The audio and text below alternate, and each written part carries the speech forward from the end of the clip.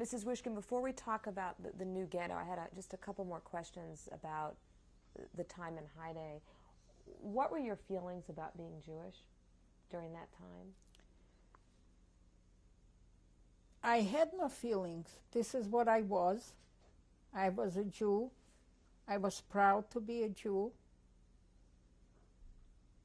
And this is what I was. I would never think of changing my religion or anything. I remember this couple that moved into Bratslav before the war, that was for Poland yet. And everybody said that she was a Jewish woman who converted to become Catholic. And I remember thinking, how terrible, how could she do such a thing? A Jew to turn her religion to become Catholic, how could she do such thing? I thought it was such a terrible thing for anybody to do. And my aunt used to make quilts, my father's sister. And I was telling my girlfriend about it just a few months ago, that she ordered quilts from my aunt, and my aunt made the quilts for her. And she said to me, would you go with me to deliver the quilts to the Geschmate, to the convert? And I was very curious to see what she looked like, because, I couldn't imagine anybody to change their religion. So I, of course, was happy to go with my aunt and to help her. And my aunt knocked on the door, and she said to her in Jewish, Guten Morgen, chodja gebracht de koldres. And she said to my aunt in Polish, Ja nic nie rozumiem, I don't understand what you're saying. And my aunt said to her, don't give me that you don't understand what I'm saying. I know you're a Jew. And I stood there in amazement, that my aunt said that to her. And I don't know, I never thought about not being Jewish. That's what I was, and that's what I am. Before we ended the previous tape, you said all of the Jews were massacred? In Bratslav, yes. And how did you find out about that? Well, we knew about it right away. When we were in hiding, that's why our parents made us go into the hiding place, because they knew that they're taking all the Jews, that they're chasing everybody for the homes, and they're taking them to be shot. The older people knew about it. So who? And the Polish people or Russian, whoever lived in our town, were mixed, they told, the people. There were 2 big graves dug behind the railroad station in the woods. And they drove the Jews there. And they had boards laying across the pits. They told them to get undressed, to step on the boards, and when they stepped on the board, they shot them and they fell into the pits. For 3 days after, they said, there was blood oozing out from the pits. And the Germans ordered the people living there around in the area to bring wagons of sand to cover up the pits. So because the blood was running out of there. Now, in that massacre, who from your family did you lose? I lost my grandmother, 2 uncles and their families, their wives, their children. I lost my father's cousins who lived in the town and their families. I lost a lot of neighbors and wonderful friends, schoolmates. from 4,000, in the ghetto, they said, were 3,500 Jews in the ghetto, and that includes some that ran away from other towns and came into our ghetto. And from this amount of people, there were only actually survivors, around 40 of us that survived. I am not counting some of them who ran away to Russia when the Germans were coming in. Some of them, that ran away, they all came back because they were all alive. But the ones that were in the ghetto, there were only, they said, around 40 of us that were left alive. So then from that initial massacre, your immediate family, your parents and... No. My parents were not killed then. Right. So they survived. They survived. Mm-hmm. Only for a short time. Now, when you heard about this, when you were in hiding, what was your reaction, yours and your brother's? We didn't know what happened to our parents then, because we felt that they left the hiding place like we did, and they went someplace, and we were hoping that they found hiding places. But we didn't hear from them, and we didn't know. Who was it that told you that this had actually happened?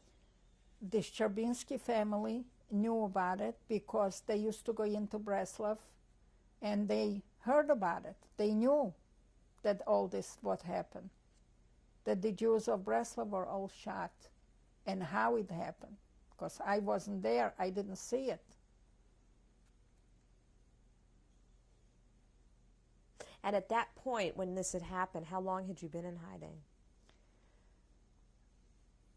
We were in hiding for a few months after the massacre that happened. And up until that point, how long? This happened before I left Bratslav, before we left the hiding place in our house. Oh, my goodness, okay. That happened on the 3rd of June. And we left Bratslav probably on the 5th of June. Oh, I'm sorry, I was confused. Okay. Yeah, and on the 5th of June is where we came out of the hiding place. And we left Bratslav. And we knew already then, my parents knew already then what has happened. The town was empty. The ghetto was empty.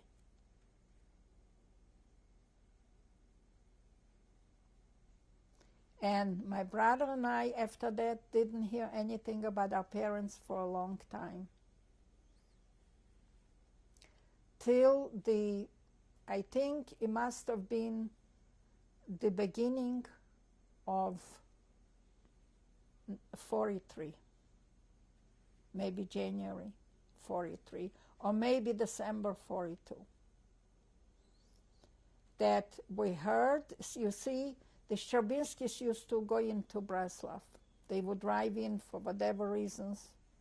And then all the farmers and the Gentile people around, they all knew what went on, and they all used to talk about it. So they all knew what was happening. And the Germans brought in from the town of Opsa, they brought in the Jews to Bratslav. And they made a ghetto, as it's called the Opsa ghetto, or it's called the second ghetto. That's what they called it. And they made the ghetto in a different part of town, a completely different part of town, and there was like a hilly street, and that's where the second ghetto was. And then the Szczerbińskis found out that our parents and our brother and sisters are in the second ghetto. They had some hiding places. They were hiding here and there, different places in the woods. And my mother found out she was pregnant, and with small children, nobody would take them in. They had no choice, and they went back on their own to the second ghetto. and so did a lot of other Jews who couldn't find a place to hide. So went back to the Jewish ghetto, the second ghetto. Among them was my cousin Hannah and her husband and her brother Motel were in that second ghetto. When we found out about it, my brother wanted to go see the parents, and he wanted to be with my parents. So we didn't want him to go. I especially didn't want him to leave. The Szczerbińskis didn't want him to leave. Not only because of that he should leave, but they were afraid that if he gets caught and they start torturing him, he might say where he was. But he used to cry and he wanted to go. And the Gravitzes, my mother's cousins, felt that maybe he should go and talk to our parents to try to get out of the ghetto, to run away, to try to find a place to hide. And so Vladislav Szczerbiński used to go into Bratslav, and he would sneak into the ghetto or near the ghetto, and my father would hand him a letter, and he would bring it to me. Well, my brother left us, and he went to see our parents. Did you want to go too? I did, but they wouldn't let me. They said if one of them, he might have a chance by himself. Mm-hmm. He was a small boy, you know, and he went to see our parents. Of course, when my parents saw him, they were very upset, and they wanted him to return immediately, to go back to me and stay with me in hiding. And he didn't want to go. My father wrote a letter to me saying that if he doesn't want to go, he will send my other brother. But one day Vladislav Szczerbiński was in Bratslav, and he went to see my father. And my father told him that my brother is coming back that day to me. He's sending him back. And that Vladislav said that my brother should walk out of Bratslav on the road about 3-4 kilometers away. And he will, when he goes back, he's gonna, you know, it was winter, and he was riding on a sled and, you know, with a horse, and he will pick him up on the road. Vladislav took off his jacket, and he gave to my father. My brother should wear the jacket, so when he drives, he will recognize him from afar. When Vladislav left Bratslav, he saw a sled with horses coming into Bratslav. And on the sled were sitting a couple of German soldiers, SS, whoever they were, and a couple of local police, Gentile police that were working with the Germans. And he saw his jacket on the wagon, laying on the wagon. And he right away knew that something was wrong. But as he drove on further, he saw my brother laying on the snow. He was shot. He was dead. After, one of the people there in the area that saw what happened said that one of the local Gentile police that were collaborating with the Germans recognized my brother, and they shot him.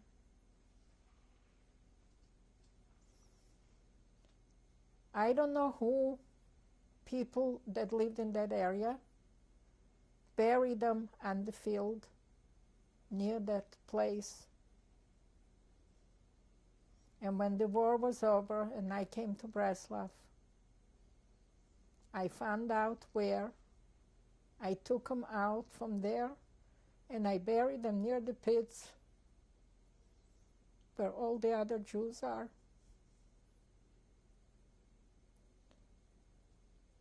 He was still wearing the shirt, a black and white checkered shirt that he always wore.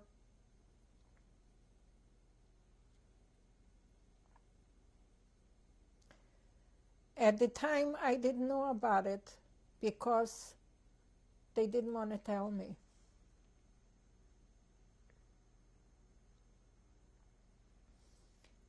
And I always believed that my brother is with my parents and they're all alive. I didn't know. He never told you when he came back? Vladislav never told me. He told my mother's cousins, but they didn't tell me. And I didn't know. And I always thought that he's with my parents.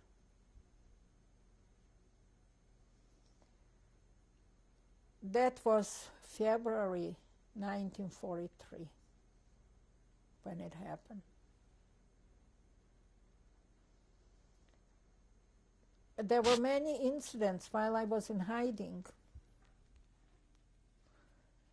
where the Germans were burning villages.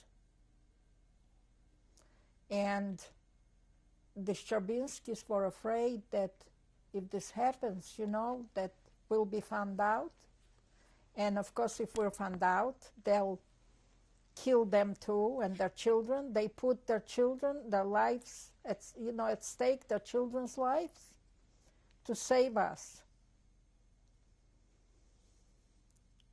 So we were thinking perhaps to try to go to the woods and try to get in touch with the partisans.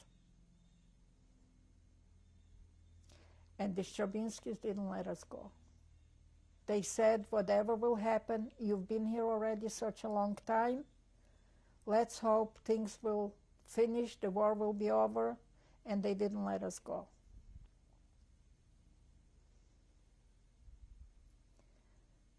And then, which I also didn't know, they didn't tell me, March the 19th, 1943, the Jews of the second ghetto were shot.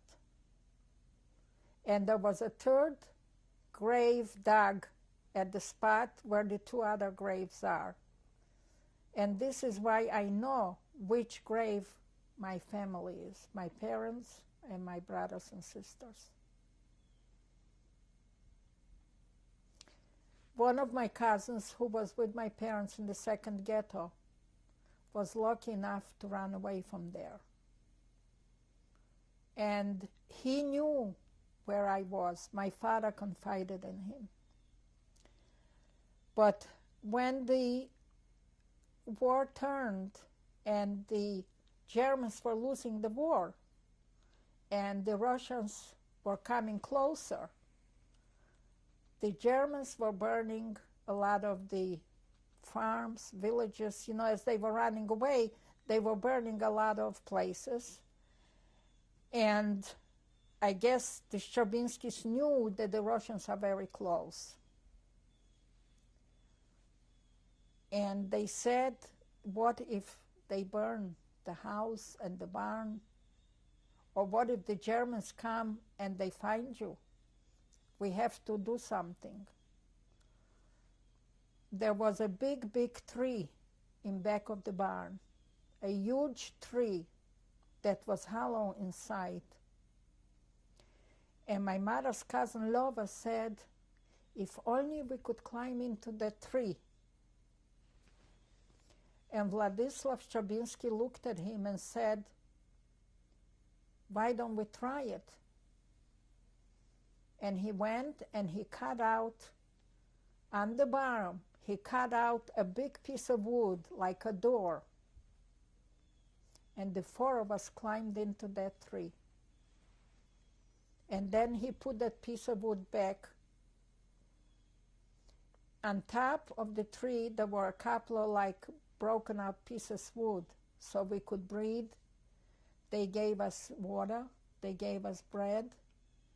But the Germans, as they were leaving, running away, a unit of Germans stopped at their house, near their house on the lawn, to rest. So they were afraid, what if the Germans go near the tree? They started taking out everything, all their possessions from their house, furniture, bedding, whatever they could, and they put it all around the tree. So the Germans couldn't get near the tree. One of the Germans said to Josefa, "Why are you doing this? Why are you taking everything out of your house and putting it outside?" And she said, "Well, I'm afraid, with the shooting, what I hear what's going on, and with the burning, that in case my house burns, I don't want to lose my possessions. So I'm taking everything out of the house." We were in the tree a day and a night. How much mobility did you have? None. We just stood there. We could hardly take the bottle to put towards our lips and take a little sip of water and take a little piece of bread. When the Germans left the next day, and Władysław Szczerbiński wrote about that, they came running to the tree with a pitcher of milk, and they pulled us out by our legs from the tree one by one. We were all swollen. Our arms, our legs, our bodies, we were all swollen. Our faces, everything. We cried and we laughed. And he writes, we drank the milk, we hugged, and we cried of joy that you were free.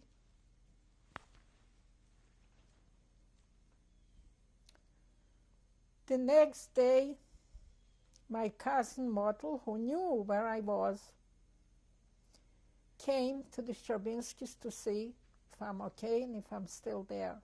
Was this the cousin that escaped from the second ghetto? Yeah, he escaped from the second ghetto, and my girlfriend Masha with a husband, my cousin Hannah with a husband, and he and Hannah's husband's brother, all six of them, found refuge with a family in a village not far from Bratslav. There were two sisters and a brother, and they hid them there, and they survived.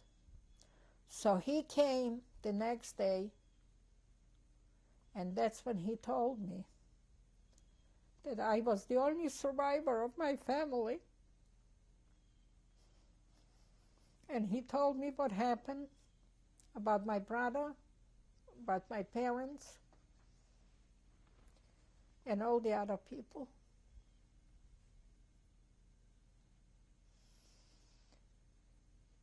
And we stayed with the Szczerbiński family. I don't remember, perhaps for a week or two. I couldn't bring myself to go into Bratslav to see even our house. But my cousins and I decided we have to go. So we walked and we went to Bratslav. When I walked over to my house, the house had no windows, no doors. The Gentiles, whoever robbed everything, took out whatever they could. Whatever they could, a shell was just standing. And I stood there with my eyes closed, seeing my parents and everybody in the house. I couldn't believe that they're not there no more. I was so stunned, I couldn't even cry. And then we went back to the Szczerbiński farm.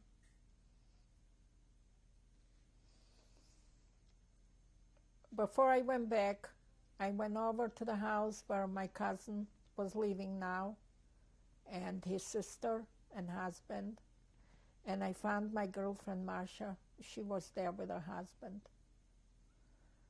They were not married then yet.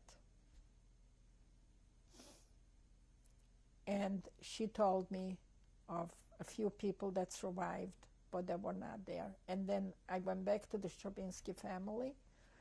I stayed there for a while, and then we all left, and we went to Latvia. And I went to Latvia, to Dvinsk, to live with my mother's cousins.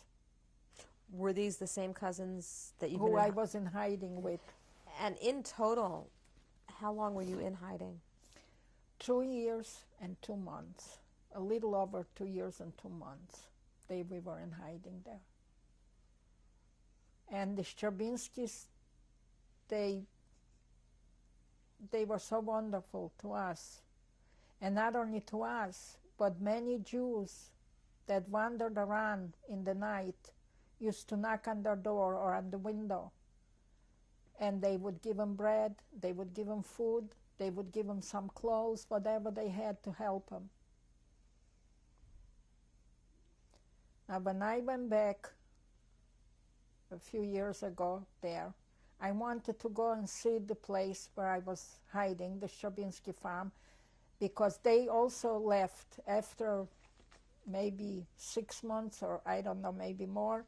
They left the farm because the Russian government said that anybody who is a Polish citizen from before the war doesn't want to live under Russia. They want to go back to Poland, they can do so. So they decided to leave and to go back to Poland. And I lived then in Latvia with my cousins. What was that like? It was all right. They were good, was, but my other cousins who lived in Bratslav, I used to go back, back and forth and visit them from time to time. But I couldn't stay in Bratslav because to me it seemed like the streets and everything are covered with blood. Were you able to access anything at all from the house when you went back? There was nothing in the house. The house was completely empty. There nothing, not even the doors or the windows were there. And did you still have your album? I still do.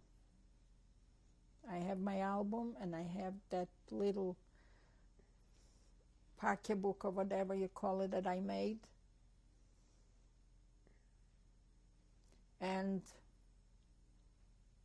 my cousins in Dvinsk, I got married after that. I met my husband, and we left Bratslav, and we went to Poland. If you've enjoyed this video or know someone who would, please share it. Tzikku lemitzvot. If you'd like to be notified of upcoming episodes, click subscribe to be notified.